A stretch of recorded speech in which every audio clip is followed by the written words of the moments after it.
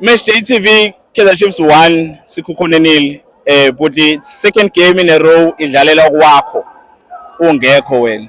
Kodwa ubukhona ukuzoyibuka, uyibone kanjani le game namhlanje?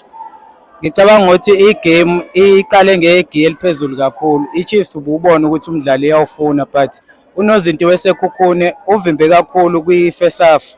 Then nakwi-second half iChiefs yaphinde yaqhubeka ya-create ama-chances. Waphinde wenza amanye ama-saves but akukwazanga ukuthi kuze kuphele u-90 minutes eprotecte i-draw esekhukhune. iChiefs ikwazile ukuthi ithole igoli lokuthi iwine umdlalo ngemzuzu yokugcina.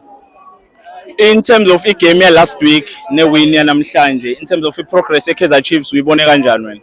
Ngicabanga ukuthi ukuwina kwabo umdlalo wanamhlanje kuzokwenza umehluko omkhulu kakhulu going to i-derby of which is their next game. Ngicabanga ukuthi kuzobanikeza imorali ukuya kulo mdlalo benokuzethemba, mhlambe bazokwazi ukuthi babuye nomphumela omuhle kwi-Orlando Pirates. Naye ebukeka ingagayelwa umphako-ke kule nsuku, nayizolo sibonile iqumba phasi Al ekhaya, so iChiefs kufanele nje ilungiselele ukuthi iyodlala umdlalo onzima kakhulu against iPirates. Then amaZulu sikashintshele kuwena-ke manje. AmaZulu sededelile abadlali abambalwa on loans. Sesibona umdlalo yedwa nje usangenile. In terms of i-window AmaZulu are right at the moment, or ubona ukuthi khona umdlali lapha nalapha basangacosha khona? Ngicabanga ukuthi inkinga esinayo kakhulu kumaZulu abagadli. Yes, i-team ikwazile ukuthi idedele abadlali ababili uDion noMbhobho Ndlovu.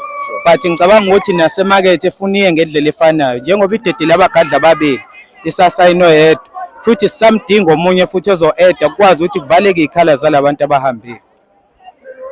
2 weeks time years iDerby. Awuyipredictele or even before upredictele iDerby upredictele iNedbank Cup? iNedbank Cup akulula-ke ukuthi ungapredicta kwi-competition enjenge-Nedbank Cup because uyazi ukuthi igcwele ama-surprises. Ungacabanga kokunye mase kufika egroundini kube okunye but iqembu lami ngiyalibona liprogressa kuyona iNedbank Cup. Sure. Okuwusuthu. Yeah. Alright budi, sibonge kakhulu isikhathi sakho. Sithemba ukuthi sisazobonana futhi. Asigcini la ngoba kwini case namaZulu siyeza kuwona. Ngingakujabulela lokho kakhulu impela ngolesine nje eMlazi sikhona. Sure. Match Day TV siyabonga budi. Siyabonga mfowethu. Sure.